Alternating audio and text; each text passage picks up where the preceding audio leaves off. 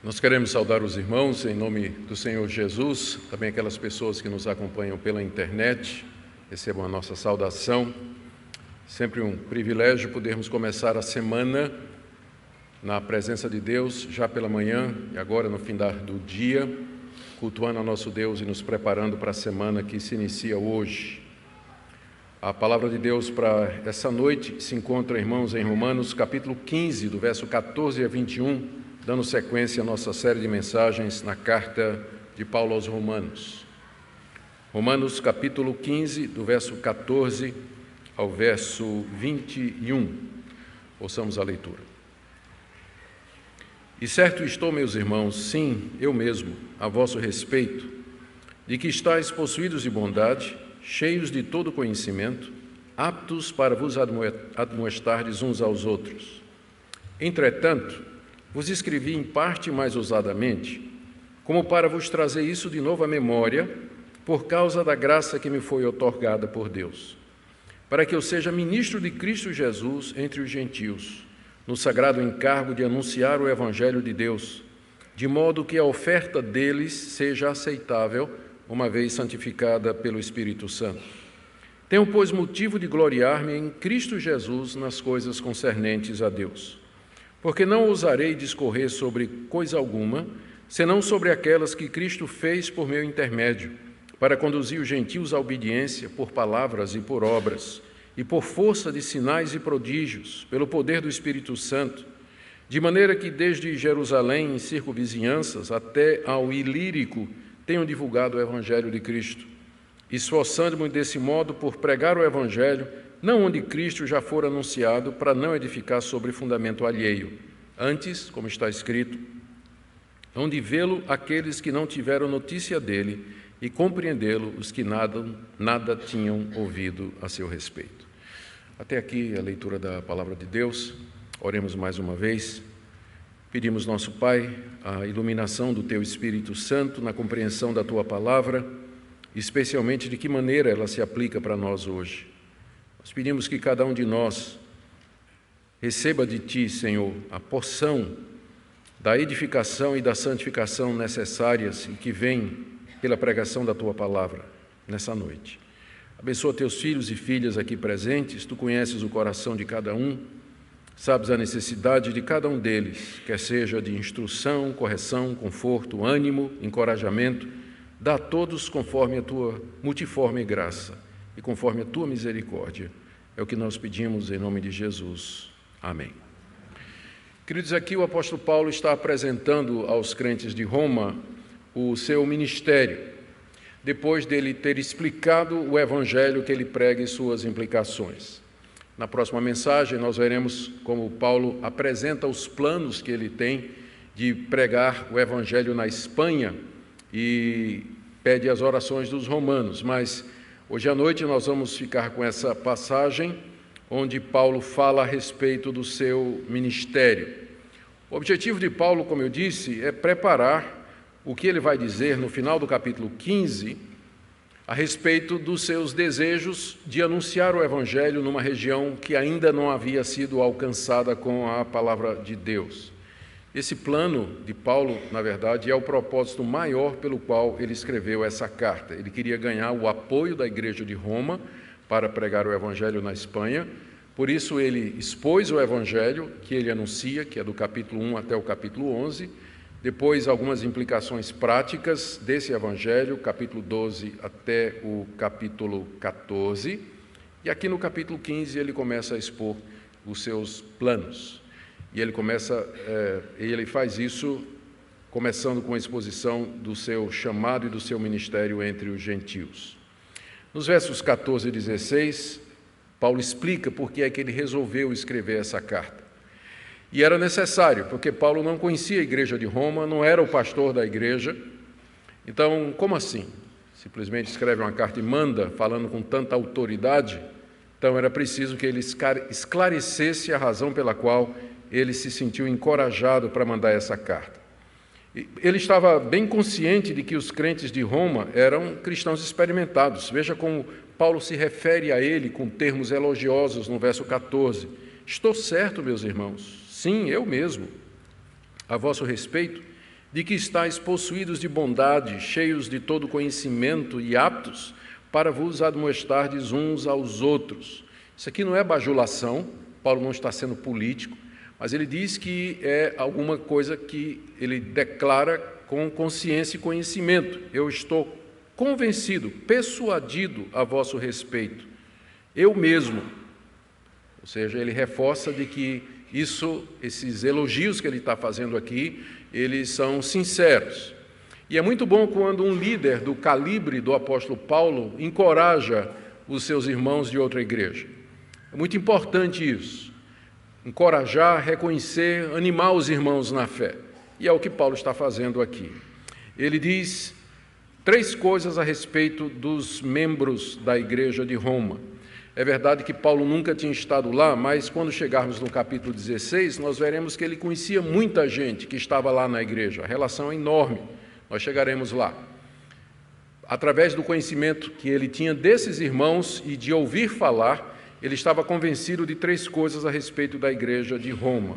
Primeiro, ainda no verso 14, que eles estavam possuídos ou cheios de bondade. Eram pessoas que amavam, eram bondosas para com outras, não somente aquelas da igreja, mas com os de fora, e que certamente também seriam bondosos com o apóstolo Paulo na hora que ele apresentasse os planos. Em segundo lugar, Paulo estava convencido, ainda verso 14, que eles estavam cheios de todo conhecimento. Conhecimento aqui é o conhecimento de Deus e das coisas de Deus, conhecimento do Evangelho, conhecimento de Cristo Jesus.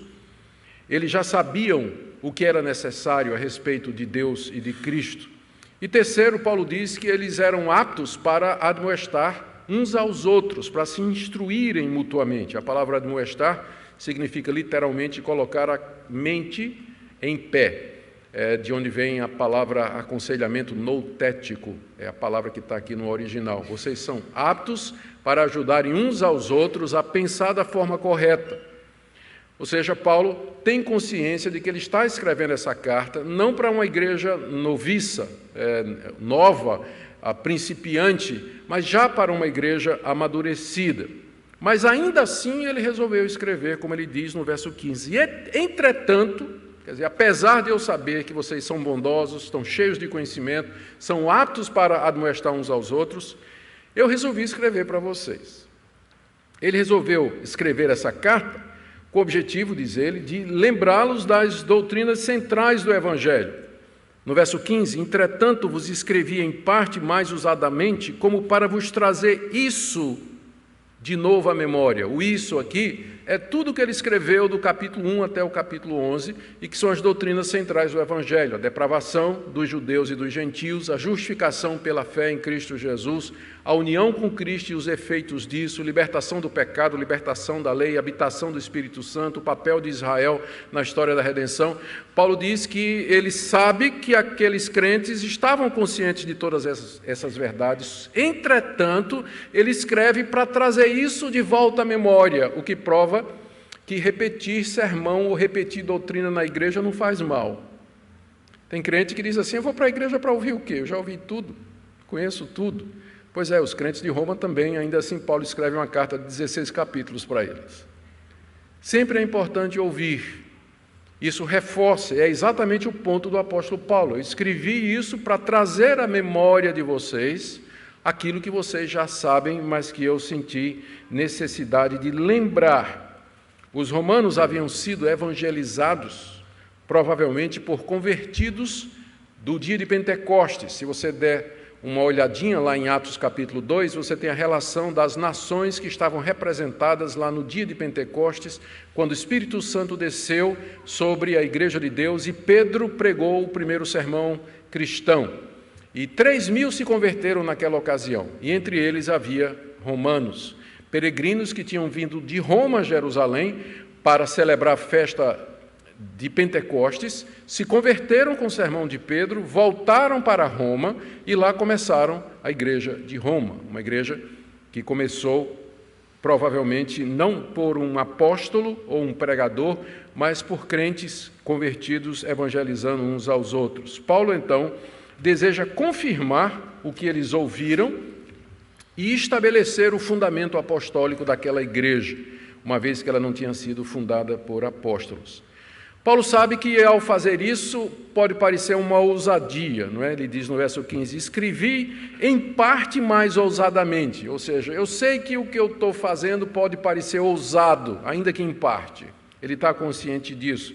Mas então ele dá a razão pela qual ele faz. É que ele havia sido chamado por Deus para ser ministro de Jesus Cristo entre os evangelhos, entre os gentios, verso 16. Final do verso 15 ele diz, eu escrevi por causa da graça de Deus que me foi outorgada. Qual foi a graça de Deus outorgada a Paulo que lhe deu razão ou coragem para escrever a carta aos Romanos? Está aí no verso 16. Para que eu seja ministro de Cristo Jesus entre os gentios, no sagrado encargo de anunciar o evangelho de Deus, de modo que a oferta deles seja aceitável, uma vez santificada pelo Espírito Santo. A razão pela qual Paulo, então, se sente encorajado, meio que atrevidamente, a escrever o que ele escreveu para a igreja de Roma, que já era uma igreja estabelecida e madura, é que aquilo fazia parte da comissão que ele recebeu de Deus. Deus havia constituído Paulo como sendo ministro de Jesus Cristo entre os gentios, ou seja, entre os não-judeus. Os 12 apóstolos haviam se dirigido primeiramente para a nação de Israel, mas Deus levantou Paulo especificamente, embora não exclusivamente, para anunciar o evangelho aos gentios. E Roma estava nos planos de Paulo. Roma era fora da Palestina, fora da Judéia, e era considerada uma região gentílica. Portanto, eles estavam debaixo da autoridade ou da jurisdição do apóstolo Paulo, estavam dentro do chamado de Paulo, que era pregar o evangelho aos gentios. Por isso, Paulo, então, se sente encorajado. Havia judeus na igreja de Roma, como nós já vimos, mas a igreja era predominantemente composta de gentios, não judeus. E Paulo já tinha mencionado isso no início da carta, em Romanos capítulo 1, de 5 a 7, ele tinha plena consciência disso. Essa é a razão pela qual Paulo se sente livre para escrever aos crentes de Roma. Ele estava no cumprimento do seu chamado. Deus o havia colocado como ministro dos gentios, e Roma estava debaixo da sua jurisdição. Por isso, então, ele escreve para apresentar o evangelho, apresentar as implicações do evangelho, lançar o fundamento apostólico daquela igreja que não havia sido fundada por um apóstolo, para exortá-los a viver em união, como nós vimos no capítulo 14, e para apresentar os seus planos de pregar o evangelho na Espanha e receber sustento da igreja. Então, esse é o primeiro ponto aqui, a razão pela qual Paulo escreveu essa carta aos gentios. Segunda coisa que eu queria ver aqui no texto é a explicação que Paulo dá em seguida do que é que significa isso, ser ministro de Jesus Cristo entre os gentios, que está aí no verso 16. Vou ler mais uma vez. Para que eu seja ministro de Cristo Jesus entre os gentios, no sagrado encargo de anunciar o evangelho de Deus, de modo que a oferta deles seja aceitável uma vez santificada pelo Espírito Santo. Provavelmente é o versículo da passagem que tem mais conteúdo, né? Paulo aqui colocou muito conteúdo num único versículo. Aqui o que ele faz é descrever esse ministério usando a linguagem sacerdotal do Antigo Testamento. É impossível deixar de ver isso. Paulo se refere ao seu ministério em termos semelhantes ao ministério dos sacerdotes e levitas no templo de Salomão no Antigo Testamento ou no tabernáculo antes do tempo de Salomão. Primeiro, com relação ao seu chamado. Veja só, ele diz que ele foi chamado por Deus, constituído ministro de Cristo Jesus entre os gentios. A palavra ministro no grego é a palavra liturgos. É uma palavra que significava ou apontava para alguém que prestava um serviço público. Com o passar do tempo, os judeus usaram essa palavra para se referir ao serviço dos sacerdotes e dos levitas, que serviam a Deus nos cultos públicos.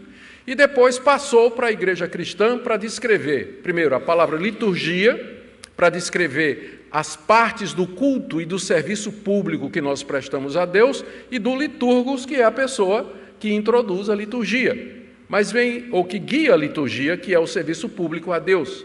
Essa é a palavra aqui no original, que foi traduzida como ministro. e que é uma palavra que aponta para a função do sacerdote no Antigo Testamento, que era aquele que liderava o serviço público a Deus. O que Paulo está dizendo é que Deus me constituiu como alguém responsável para conduzir publicamente as coisas de Deus no meio dos gentios. Paulo então via o seu chamado em termos do chamado do sacerdote, do levita na antiga aliança, alguém que prestava um serviço público a Jesus Cristo, como os levitas faziam nos cultos do Antigo Testamento. Em segundo lugar, quando ele se refere à sua missão, ele se refere também em termos sacerdotais. Verso 16, para que eu seja liturgos de Cristo Jesus entre os gentios, no sagrado encargo de anunciar o Evangelho de Deus. A expressão sagrado encargo, literalmente, é encargo sacerdotal. Paulo usa a palavra aqui, que é a palavra sacerdote. Se a gente fosse traduzir literalmente, nós diríamos assim: Deus me chamou com encargo de sacerdotar o Evangelho. Como não é possível traduzir dessa forma em português, a tradução saiu: anunciar o Evangelho como um sagrado encargo. Mais uma vez, Paulo se refere ao que o sacerdote fazia no Antigo Testamento, de achegar-se a Deus em nome do povo, trazendo ofertas e sacrifícios, mediar a relação entre Deus e povo e Deus, e desta forma cumprir o serviço público. Paulo via o seu chamado de anunciar o Evangelho como um sagrado encargo. Ele se via como um sacerdote a serviço de Deus, anunciando o Evangelho que mediava a relação entre Deus e os homens, mediante aquilo que Jesus Cristo fez na cruz do Calvário. Era assim que ele se via. E em terceiro lugar, ainda continuando a usar linguagem sacerdotal, ele se refere ao objetivo do seu chamado nos seguintes termos, final do verso 16. Primeiro, vamos só relembrar, seu chamado: Deus me chamou para ser liturgos de Cristo, para fazer o quê? Sacerdotar o Evangelho de Deus, anunciar o Evangelho como se fosse um sacerdote. Com que propósito? Final do verso 16. De modo que a oferta deles seja aceitável, uma vez santificada pelo Espírito Santo. Ofertas aceitáveis a Deus era aquilo que o sacerdote fazia, o sacerdote e o levita faziam no Antigo Testamento. Paulo diz que o alvo do seu chamado é apresentar a Deus a oferta dos gentios, de maneira agradável, santificada pelo Espírito Santo. Nós temos duas maneiras para entender o que Paulo está dizendo aqui. Quando ele diz, de modo que a oferta deles, dos gentios, seja agradável a Deus, pode, em primeiro lugar, se referir às orações, às ofertas, às contribuições dos gentios a Deus, uma vez que eles se converteram e foram santificados pelo Espírito Santo. Deus então receberia como oferta agradável. Deus não podia receber agora porque os gentios não eram convertidos, mas à medida que eles se convertiam com a pregação de Paulo, então as ofertas deles, as orações deles, a vida deles era colocada diante de Deus. Ou, o mais provável, a oferta aqui são os próprios gentios. Paulo se vê como um sacerdote trazendo os gentios diante de Deus como se fosse uma oferta. Eles são a oferta, apresentados a Deus pela pregação do Evangelho, aceitáveis diante de Deus porque santificados pelo Espírito Santo. E de que maneira o Espírito Santo os santifica? Pela palavra, à medida que eles creram no Evangelho, à medida que eles se arrependeram, à medida que eles se voltaram para Jesus Cristo, abandonaram os seus ídolos, a sua vida ímpia, injusta, imoral, e andaram nos caminhos de Deus, santificados pelo Espírito, então eles são como uma oferta agradável a Deus. O próprio Paulo, em outras partes da sua correspondência, usa essa mesma linguagem, quando ele, por exemplo, diz assim: eu estou sendo oferecido já como libação. Libação é uma oferta que era feita no Antigo Testamento. Paulo diz, a minha vida está sendo colocada no altar de Deus como oferta. Então ele se refere aos seus convertidos como uma oferta agradável que ele vai apresentar a Deus, não somente agora, mas também no dia do juízo. Eu quero trazer duas implicações disso aqui. A primeira delas é a maneira como Paulo vê o ministério da pregação do Evangelho. Ele compara com o que era feito no Antigo Testamento. Isso mostra a visão elevada, sublime e nobre que Paulo tinha dessa função, desse privilégio de servir como sacerdote, como levita, no trabalho divino, no serviço público a Deus. Era assim que Paulo via. Por isso que a nossa tradução aqui trouxe sagrado encargo. Entretanto, eu não quero pressionar muito esse ponto, porque se a gente perguntasse a Paulo, você com isso quer dizer que os pastores, que os ministros do Evangelho hoje substituem o sacerdote do Antigo Testamento em tudo? A resposta de Paulo seria: não é isso que eu estou dizendo, porque todos os cristãos são sacerdotes. É a doutrina do sacerdócio universal dos crentes, que é típica da teologia reformada. O que Paulo está fazendo é usando a linguagem sacerdotal do Antigo Testamento para descrever o seu ministério entre os gentios, sem com isso dizer que o pastor representa o sacerdote. Por que é importante isso? Porque às vezes na igreja o pessoal pensa que a única oração que vale é do pastor. Não é? É o sacerdote. Púlpito é chamado de altar. Já viu isso? Púlpito é chamado de altar. Às vezes, né, a nossa construção é chamada de templo. Então, a gente tem muito essa mania de trazer as coisas do Antigo Testamento para o Novo, sem observar as devidas proporções.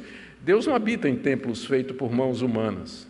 Pastor, ele não é sacerdote como era no Antigo Testamento, porque todo crente tem acesso a Deus. Quem tinha acesso a Deus no Antigo Testamento era só o sacerdote, mas todo crente tem acesso direto a Deus e ele pode ministrar diante de Deus e servir a Deus com seus dons e com seus talentos. Mas apenas eu quero dizer que nós devíamos ver o ministério pastoral e o ministério da pregação da palavra nesses termos sublimes, nobres e respeitosos, como Paulo aplica para aquilo que ele é chamado para fazer. E ao mesmo tempo dizer para você jovem, para você que está procurando uma carreira ou para você que já está numa profissão, que na nossa teologia, que eu creio representa muito bem o que a Bíblia diz, o que você faz como médico, como engenheiro, como empresário, como funcionário público, como dona de casa, ou como professor, motorista de Uber, o que você for, eu ia dizer político também, não é? Vou incluir também, mas você tem que ver como sendo um ofício sacerdotal. Você está servindo a Deus.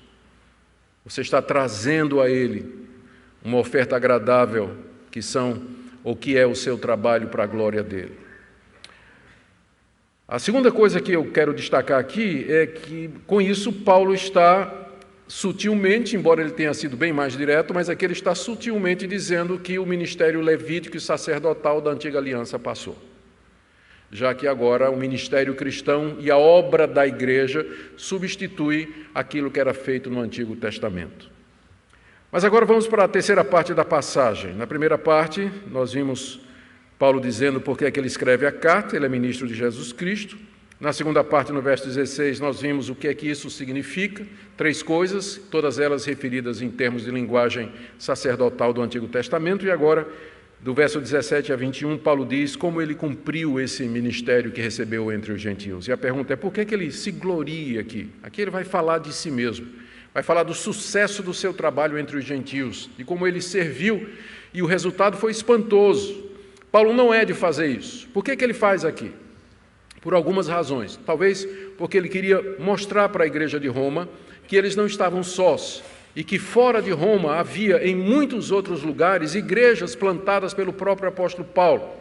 Em segundo lugar, Paulo quer dar uma amostragem do que é que ele já fez para encorajar os romanos a apoiá-lo no que ele quer fazer. Ele tem serviço para mostrar. Quando ele mais adiante vai dizer aqui no capítulo 15 que espera receber o apoio de Roma para pregar o evangelho na Espanha, ele tem um histórico de plantação de igreja e de serviço dedicado a Deus. Não é qualquer missionário que está chegando com a cartinha e com o pires na mão pedindo dinheiro, mas alguém que foi usado por Deus para levar o evangelho a toda aquela região conhecida, durante anos, ministrando a palavra ali. Então, é com esse objetivo que ele se gloria aqui. Na verdade, ele se gloria em Deus, do que Deus fez por ele, num ministério que ele recebeu de ser um liturgos, um sacerdote entre os gentios.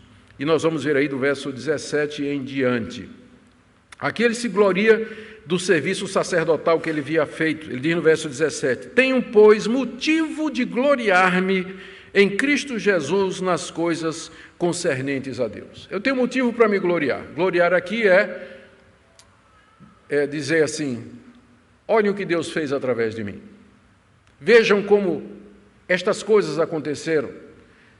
Que maneira maravilhosa Deus me usou. Então, ao fazer isso, ou você relatar os seus feitos de maneira positiva e destacá-los na Bíblia, chama gloriar-se. Então, Paulo diz: eu tenho motivo para me gloriar. Há um sentido em que gloriar-se é proibido na Bíblia. Quando você faz isso, tirando a glória de Deus, dando a impressão de que o sucesso é resultado do seu empreendimento, da sua capacidade, e você esquece que, se não for a graça de Deus e o poder de Deus, nada disso teria acontecido. Mas Paulo aqui é muito cuidadoso. Quando ele diz assim: eu tenho motivo de gloriar-me, ele diz: eu tenho motivo de gloriar-me em Cristo Jesus nas coisas concernentes a Deus. Eu me glorio do meu trabalho, diz o apóstolo Paulo, nas coisas concernentes a Deus, aquelas que dizem respeito a Deus, que é a pregação do Evangelho entre os gentios, mas eu faço isso em Cristo Jesus, porque não sou eu, mas Cristo, diz o apóstolo Paulo. Em seguida, ele se refere ao seu trabalho como aquilo que Cristo fez por seu intermédio. Veja o verso 18, onde ele deixa isso claro: não ousarei discorrer sobre coisa nenhuma, senão sobre aquelas que Cristo fez por meu intermédio, para conduzir os gentios à obediência por palavras e obras. Se eu vou me gloriar, diz o apóstolo Paulo, eu só vou me gloriar naquelas coisas que Cristo fez através de mim.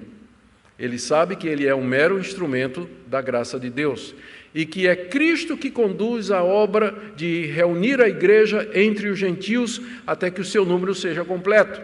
É o Cristo entronizado, sentado à direita do Pai, que pelo Espírito Santo controla a história e faz com que todas as coisas cooperem para esse fim, que é chamar um povo para si, preparando para um novo céu e para a nova terra. Paulo diz: eu não vou falar de outra coisa a não ser daquilo que ele fez através de mim.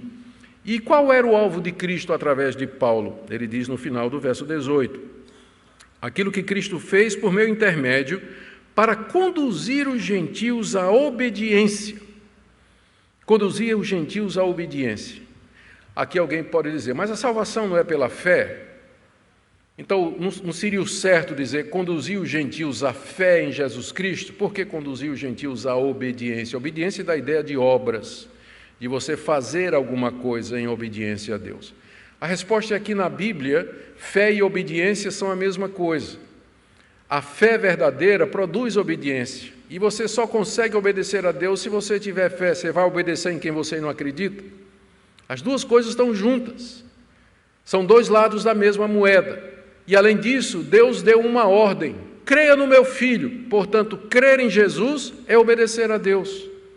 O ministério de Paulo era trazer os gentios à obediência, que os gentios se arrependessem dos seus pecados, largassem os seus deuses, abandonassem a sua falsa religião e obedecessem ao desejo de Deus, que é que eles crescem em Jesus Cristo como sendo o Filho de Deus e o Salvador do mundo. Era esse o ministério de Paulo, e era isso que Jesus estava fazendo através de Paulo, trazendo os gentios à obediência. Quando você se arrependeu dos seus pecados e você creu em Jesus Cristo, você estava obedecendo a Deus. Se você ainda não creu em Jesus Cristo e não se arrependeu dos seus pecados, você está desobedecendo a Deus, porque essa é a vontade de Deus para todos, que se arrependam e creiam no seu Filho. Ser crente é a mesma coisa de ser obediente. É a mesma coisa de acatar o que Deus deseja e viver de acordo com a sua vontade. Esse era o alvo de Cristo através de Paulo. Em termos práticos, como é que Jesus fez isso? Porque ele diz no verso 18, eu só vou falar daquelas coisas que Cristo fez por meu intermédio. Em termos práticos, o que é que Cristo fez por intermédio de Paulo? Paulo era um instrumento de Cristo. Em que sentido? Final do verso 18. Primeiro, por palavra. Palavra de Paulo. O que é que Cristo usou para trazer os gentios à obediência? Palavra de Paulo, pregação de Paulo. Lemos no livro de Atos, as dezenas de vezes em que Paulo ia nas sinagogas, falando, ensinando a palavra de Deus. Depois ele ia para a praça, ia nas casas, explicando o Evangelho, e Deus usava a pregação de Paulo, a explicação de Paulo, para trazer os gentios à obediência. E Deus continua a fazer a mesma coisa hoje, Ele não tem outro método. É assim que Ele traz as pessoas à obediência, através da palavra dos obedientes. Se a gente é desobediente, não tem como ser usado por Jesus. Mas se nós somos obedientes a Ele, Ele vai nos usar a nossa palavra para trazer outros à obediência. Paulo também menciona, em segundo lugar, final do verso 18, por obras. Uma provável referência à atitude de Paulo. Em outras partes da sua correspondência, ele também fala do exemplo dele, de como ele viveu de maneira santa, de maneira reta, como nunca deu motivo para as pessoas pensarem que ele era um mercenário, que tinha motivações egoístas, como ganhar dinheiro à custa do Evangelho, se aproveitar dos outros, querer popularidade ou poder. A vida de Paulo corroborava a sua palavra, dava base e autenticava a mensagem que ele pregava, e Cristo usava isso. Cristo, através das minhas obras, chamou os gentios à obediência do Evangelho. E em terceiro lugar, Paulo fala aqui no verso 19, por força de sinais e prodígios. Em terceiro lugar, Cristo, através de Paulo, realizou sinais e prodígios que tinham como objetivo confirmar que aquilo que Paulo estava falando era verdade.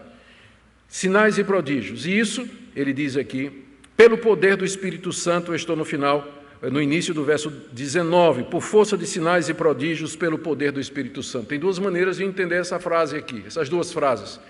Que elas estão dizendo a mesma coisa, e então uma tradução seria pelo poder do Espírito Santo para fazer sinais e prodígios, ou significa duas coisas diferentes. Sinais e prodígios é uma coisa, e o poder do Espírito Santo é o poder do Espírito Santo para convencer, iluminar, converter, persuadir, regenerar, fazer nascer de novo os gentios pela pregação da palavra.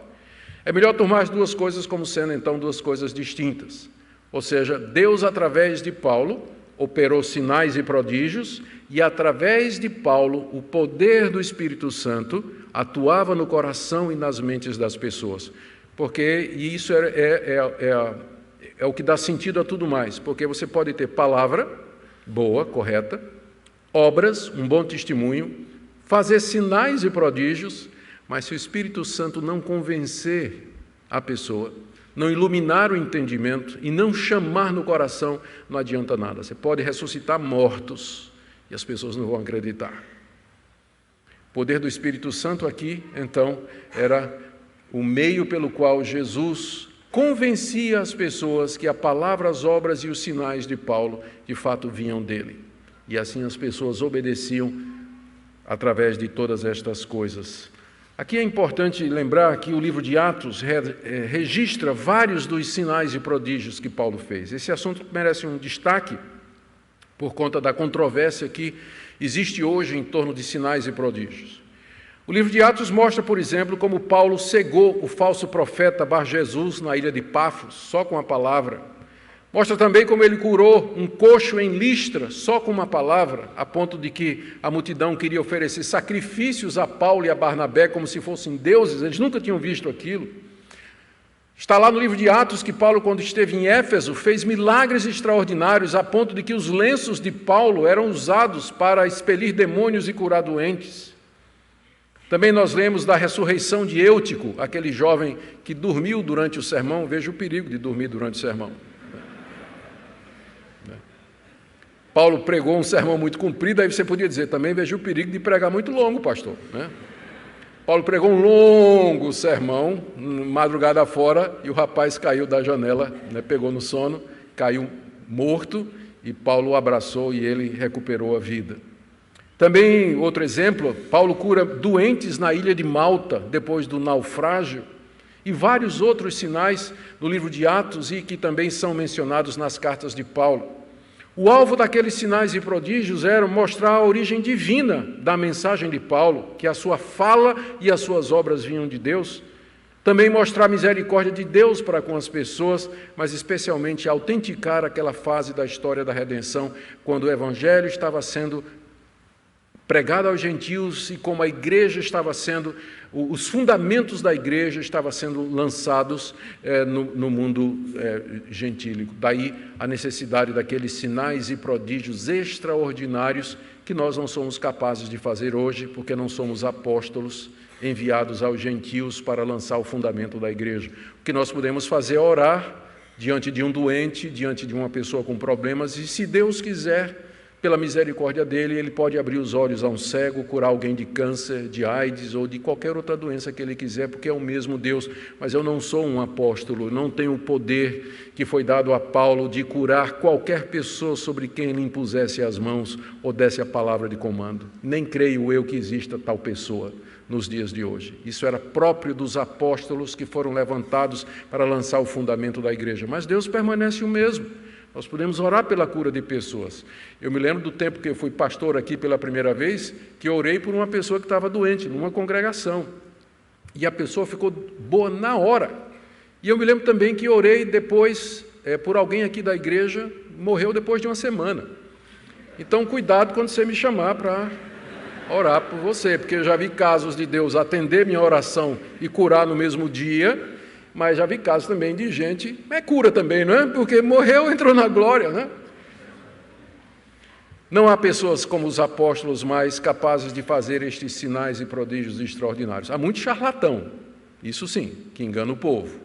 Sinais e prodígios de mentira.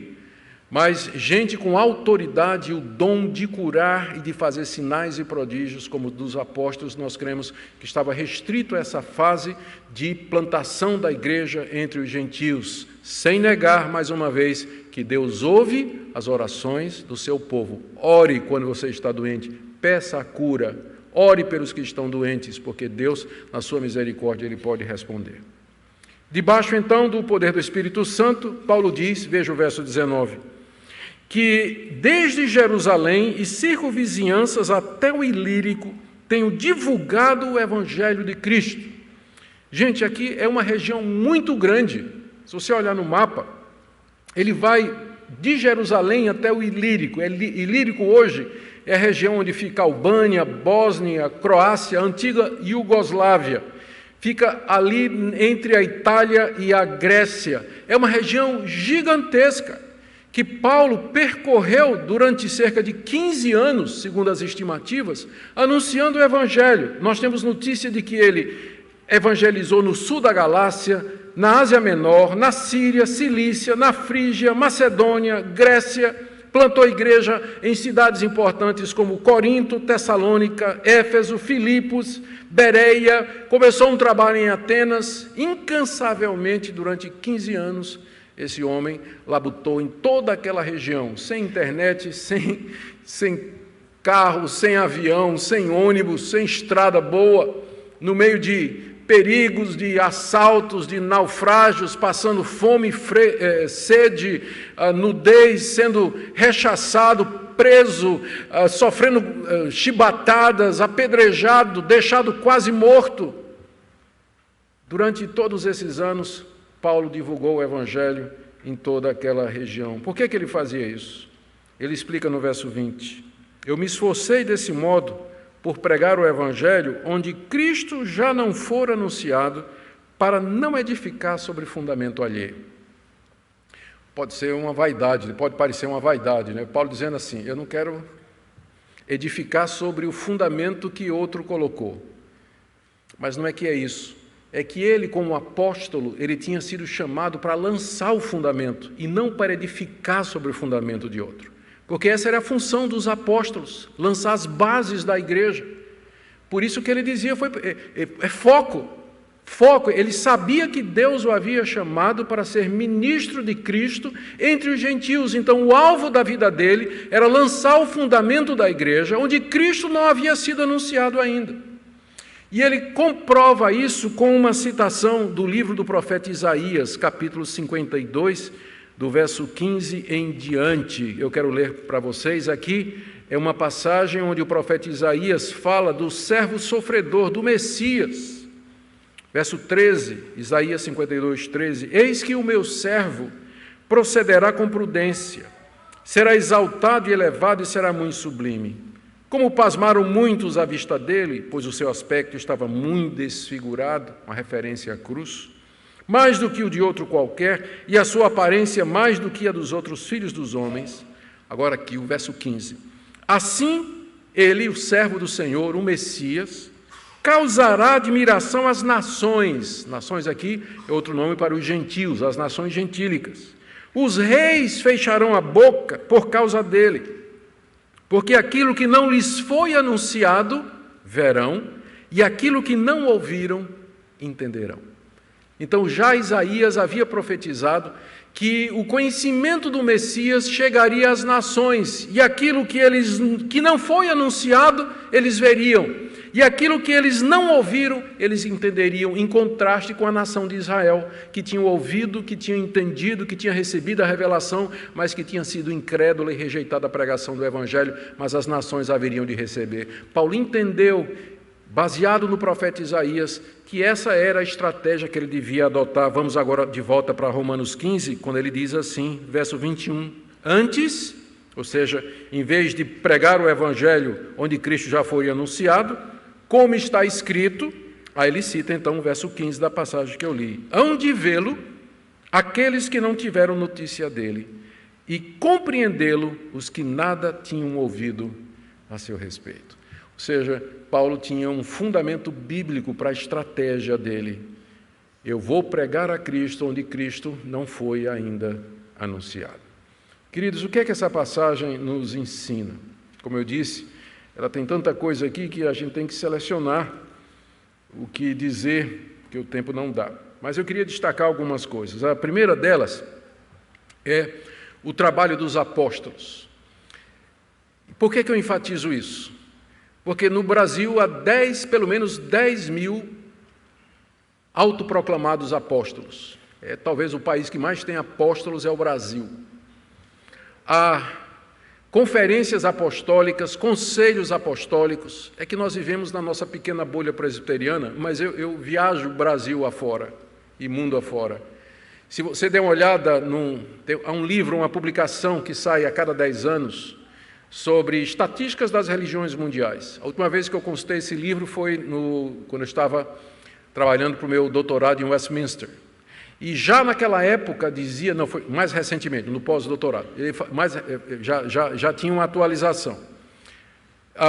O número de igrejas no modelo apostólico já supera o número de igrejas no modelo tradicional. Já supera. O que é uma igreja no modelo apostólico? É uma igreja que é liderada por um apóstolo, cuja autoridade é inquestionável, geralmente ele é o fundador do trabalho, e ele, debaixo da sua autoridade e cobertura, tem outros líderes e outros pastores. Aqui no Brasil nós temos vários que são conhecidos, que começaram ministérios apostólicos, e debaixo desse ministério há outros pastores que se chamam de apóstolos também. A palavra apóstolo quer dizer alguém que é enviado. Então, se eles usassem esse título no sentido de missionário, eu não teria nenhum problema. Por exemplo, para mim, Ronaldo Lidório é um apóstolo para os concombas. Deus enviou Ronaldo Lidório como missionário para pregar o evangelho no povo concomba. Mas Ronaldo Lidório seria o primeiro a dizer que ele não é a mesma coisa dos 12 do apóstolo Paulo. Não é. Aquela categoria era única. Eles foram levantados para lançar o fundamento da igreja, como Paulo está dizendo aqui.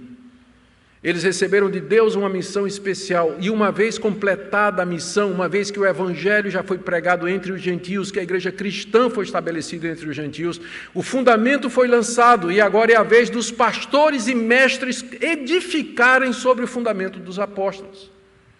Então não há mais apóstolos como Paulo e Pedro, e João e Tiago. Eles cumpriram a função deles. O que nós temos são pastores e mestres que ensinam o rebanho em cima do fundamento apostólico. Então, é importante destacar isso, porque de vez em quando a gente vai encontrar membros de igrejas apostólicas que chegam para nós preocupados com o que eles estão vendo lá. Mas então, essa é a primeira lição. A segunda coisa que eu queria destacar desse texto é que, embora Deus, através da história, levante evangelistas, pastores e mestres, o trabalho de expansão da igreja é feito, na sua maior parte, por membros das igrejas como vocês. A igreja de Roma não foi fundada por um apóstolo, não foi fundada por um evangelista, mas foi fundada por gente que se converteu lá em Jerusalém no dia de Pentecostes, voltou para Roma e abriu um trabalho. Hoje pela manhã eu tive a oportunidade de pregar no 5º aniversário da Igreja Presbiteriana do Vale das Pedreiras, em Camaragibe, lá no fim do mundo, pertinho. Começou há 31 anos, quando Dona Maria abriu a porta da sua casa para um trabalho evangélico. Começou uma reunião de oração. Dona Maria abriu a porta da sua casa. E ali se reuniu um pequeno grupo de cristãos e foi crescendo, crescendo, crescendo. Hoje é uma igreja organizada com pastor e tudo mais. Mas foi Dona Maria que começou. E nós poderíamos contar histórias e mais histórias de igrejas e trabalhos que começaram através dos crentes.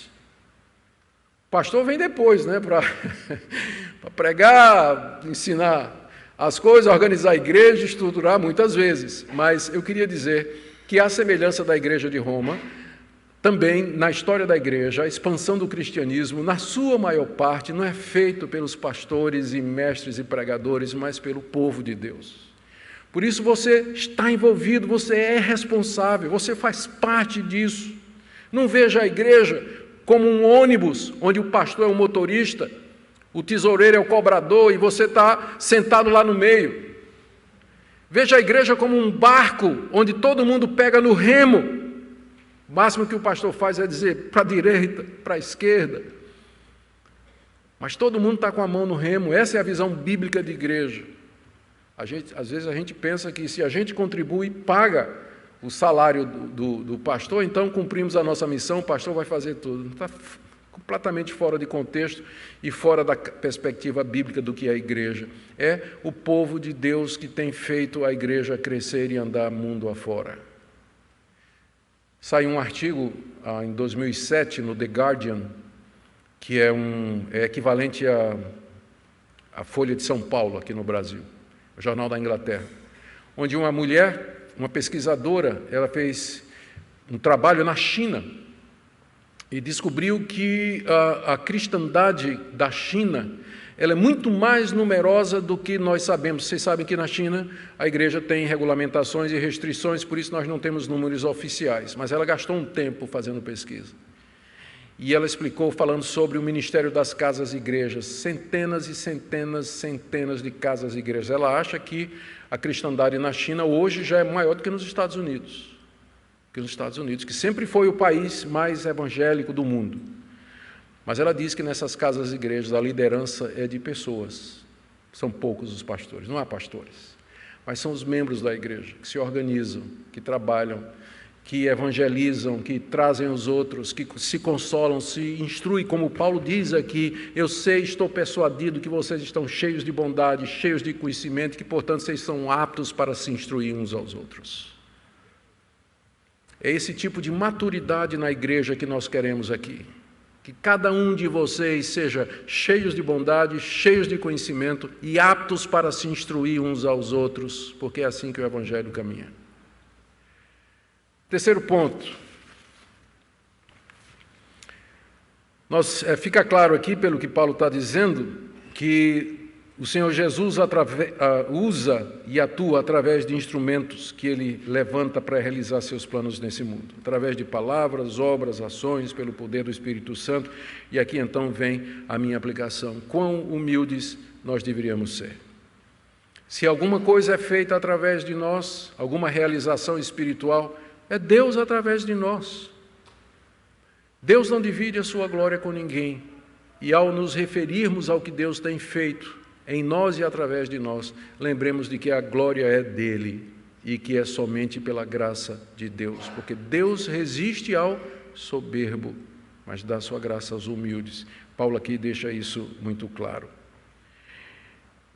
Aplicações finais, palavrinha aos jovens da igreja. Eu queria que você visse a sua vocação como sacerdócio. Queria que você visse sua vocação como sacerdócio. E aqui eu não estou querendo desanimar você de entrar no ministério pastoral. Porque tem gente que pensa que a única forma de servir a Deus bem é se for pastor, evangelista ou missionário em algum campo aí. Não. O seu trabalho é uma vocação tão sagrada quanto o chamado de pregar o Evangelho.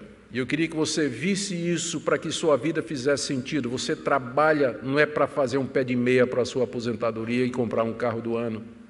Você trabalha porque você está servindo a Deus publicamente. Por isso você tem que ser o melhor empregado do mundo, o melhor médico, o melhor advogado, o melhor enfermeiro, o melhor professor. Porque é assim que você serve a Deus.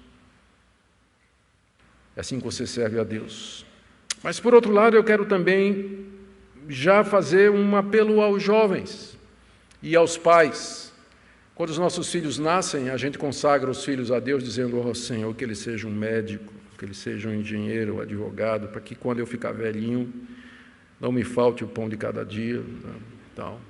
Meio sutilmente a gente consagra os filhos e ora pelos filhos, e espera que os filhos sigam uma profissão bem remunerada.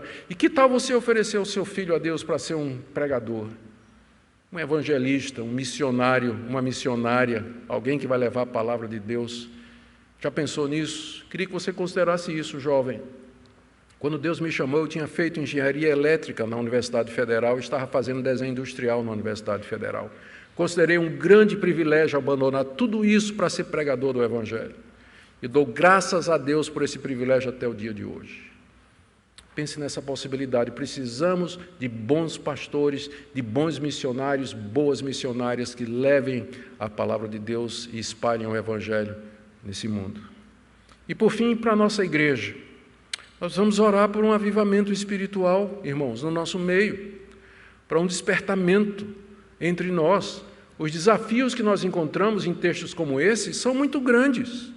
Está falando do envolvimento de cada um de vocês na obra de Deus. E somente a ação do Espírito Santo pode provocar isso em nós.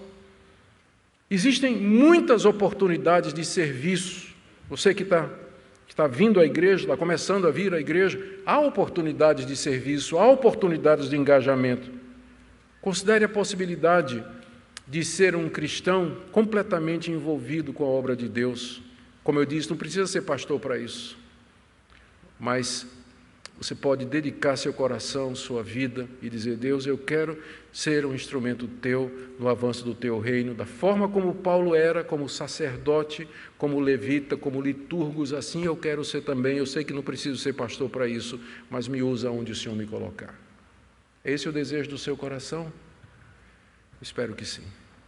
Nós iremos orar agora e eu queria que, ao orarmos, você se colocasse diante de Deus e dissesse: Senhor, começa em mim, usa-me, onde o Senhor me colocou, para que eu seja um instrumento do avanço do teu reino, tão entregue, tão consagrado como o apóstolo Paulo. Senhor, te damos graças por homens como Paulo, que não era melhor do que nós, mas que o Senhor usou para a tua glória.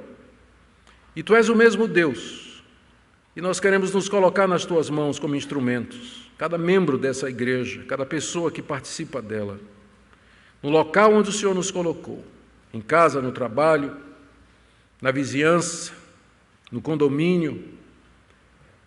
Senhor, usa-nos para levar avante o Evangelho entre os gentios, até que o número deles se complete e o Senhor Jesus volte em glória para buscar o seu povo. Senhor, nós oramos que o Senhor derrame do Espírito Santo sobre nós de maneira abundante, revitalizando a nossa fé, renovando o nosso ânimo, nos enchendo de esperança. Eu oro a Deus que o Senhor faça isso, por glória do seu nome e para o louvor do teu Filho Jesus Cristo, por meio de quem nós oramos agora. Amém.